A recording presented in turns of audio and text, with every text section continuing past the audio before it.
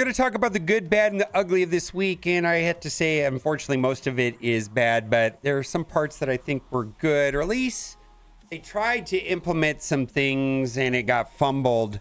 Things that I think could possibly be good for the game. Now, the main thing I think most people are upset about, and rightfully so, is the Thirst event that went live last Thursday that created inequity. And this is super frustrating the way that they've handled that. So this was some information posted on their Discord. We are aware of an issue with the Hunger event and currently working on a fix that for this soon as possible. We understand there are concerns with leaderboard integrity, and we will be addressing that as well. And so we're gonna get into that. There's more comments. This is actually from yesterday. Regarding the issue with the Thirst event early last week, there will be compensation.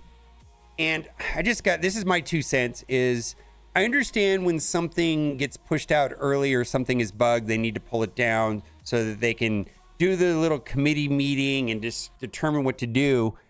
What baffles me is that they could have just did their little committee meeting for a couple hours, whatever it takes, right? Maybe it takes 5 hours. I don't know. Whatever they do over there, I don't know. And then say, okay, the easiest way to fix this without creating more headaches and more work, because they like to take the easy way out, right? Well, I would hope they want to do it the easy way, is turn the event back on for everybody to do the 30 attempts. Everybody can just do the 30 attempts, get what they get. I can't do any more attempts because I've already done my attempts, so on and so on. And everything would have been balanced. Then after the 24-hour period of being turned on, everybody gets their 30 attempts, they shut it down, right? How much work would it have been to do that? They just flick the switch back on, and then after the 24 hours, turn it off. But no, now they've upset the entire community, pissed everybody off, and they have to figure out a way of doing compensation. And I promise you, figuring out this compensation, because the event is currently running and those orbs go towards the event that runs for weeks, is way more work. This is way more work for them. And they pissed us off. The team is finalizing those details and we'll share more information on this as soon as it's available. Thank you for your patience. All right. Haunted Hour, and this has happened already today.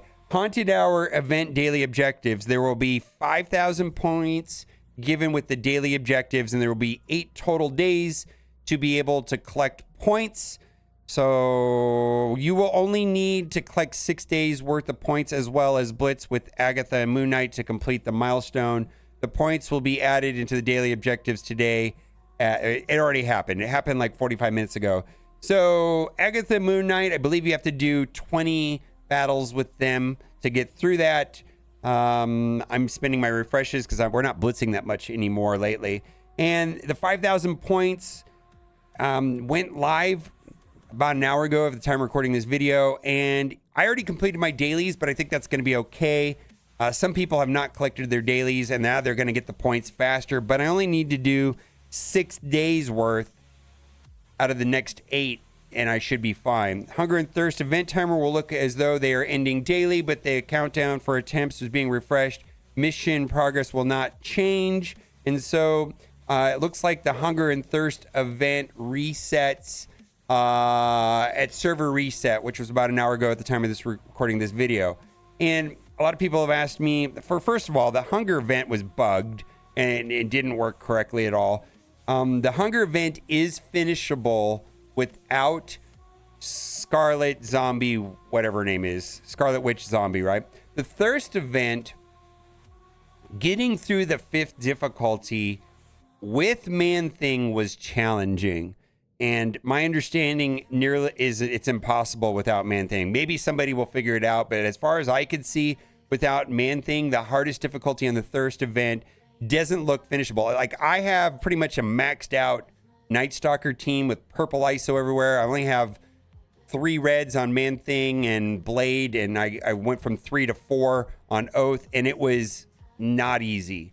So my understanding is that without spending money, a lot of people are locked out of not only 5, but 4, and they're stuck at 3. And one of the biggest problems with that is the red gear, the red crimson gear, doesn't start paying out until you get to difficulty 4. And also the purple ion ISO seems to ramp up pretty drastically from 3 to 5. So those are things to consider. And lastly, it says, so no daily milestone points for the people who already collected the dailies. You only need 6 days. The day event has 9 days left.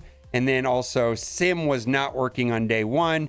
Sim came back today with hunger and thirst again. Now, this is what's frustrating to me is like when I read this, I was like, oh, okay. They're trying some new things. Blah, blah, blah, blah, blah, blah. You know, they have this hunger, satiated, undead fortitude, like new mechanics, and actually some thought went into creating this. And then there was the brain count and how many brains and you get full and all that stuff. I was like, oh, this is cool. And then their thirst one, they had the minions that had different mechanics. And then there were NPCs. They were all the vampires out there. So there was new stuff happening that I've never seen before. I think that should be applauded that they're trying. And I'm hoping that they can continue to make things like this and continue to make things that are different and more engaging. And I hope they make them better and better. And I hope that they don't get discouraged and stop doing this kind of stuff. However, if they're going to do it, don't be terrible at it. Don't release events early. Don't piss off the community. Don't have it bugged. I think this has been bugged 3 different ways. What are we going to expect with Battle World? Are they just going to push it out? And I mean, this event right here had 3 pretty significant bugs. One, it went out early and it had 30 instead of 3. Then the second one was the brain thing didn't work on the first day. And then lastly, it didn't have the sim event. So they had 3 screw ups. I mean, I don't want them to like not do stuff like this, but can you test it before pushing it out? Holy moly. Holy moly. Speaking of bugs, this is really annoying right here. Picking your roster has become very annoying. And does anybody else notice this? I'm on iOS, and ever since the most recent update, my understanding this is on Android and also on my LD player.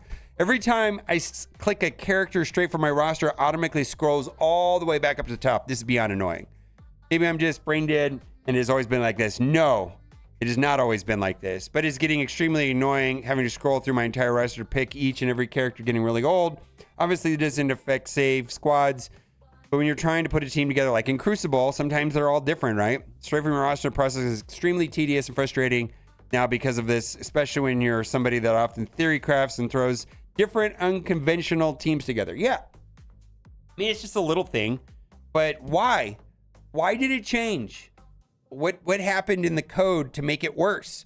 Also, sound is not working on some maps, and it specifically affects Alliance War the most. Like, what happened? It worked, and then it just stopped working. It baffles me. It absolutely baffles me. We've got some data mines. We're going to go over these briefly. And a lot of this new squad roster tab, guide your squad building. Actually, I think this is pretty cool. I think it's mostly going to be useful for new players, but if you go into your roster screen, you can now hit squads, and then you can click on arena, and then it has arena teams, raid teams, and this is all Jarvis based. And I don't see any downside to this. I did see one. I think they fixed that already. There was an error there, but they fixed that. They had the OG Shuri, but they swapped it out. So, I mean, I think this is fine. I think a lot of people can take advantage of this, but it's not a big thing. I don't know how much you're going to use it. Also, in this data mine is the next strike pass will be Sentinel Shards. We also are getting through the other pass, access to Zombie Juggernaut. That's fine. Well, let's go to the next thing. This is kind of an improvement. There is a step up offer or chain offer, and I really like this improvement. Firstly, you can click on the free button and get the first thing for free, which is this right there. But then you could also tap on them and see the cost and what's inside every single one of them through 7. The way it was before is that you bought the first one blindly, not knowing what offer 2, 3, 4, 5, 6, 7 were going to be. Now you can look ahead. I think that is an improvement, a move in the right direction. Also, 10 for 10 is back. The one that I saw from the other day was Peter B. Parker, which wasn't of interest to me because I already have Peter B. Parker, but I imagine some people don't. So go in game and scroll through the offers and look for the 10 for 10s. They announced that they were going to be coming back. Also, this is a small thing, but we're waiting Zombie Scarlet Witch, which will be coming to the game on the 28th, which I believe is Monday, 6 days from now. In the meantime, if you're looking for dark promotion credits, and my suggestion is to open the red stars only when the 10x is running for dark promotion credits. That is running right now, so if you've been saving your dark promos, now's the time to do it. Now, let's talk about Captain Britain. Captain Britain hasn't been in the candy shop for a week, except he hasn't been in mine. And I personally, I can only speak to my experience. I personally been refreshing the store on the 50s 3 times a day, which is 450 cores. And that has netted me 70 shards. I had a 0 of 80 when this started. Now, other people have told me that they've gotten like 4 and they haven't spent money. And a lot of people are also saying this, that they have not refreshed the stores at all and hasn't been in theirs. And yeah, as far as I'm concerned, the candy store has not been productive in getting Captain Britain shards.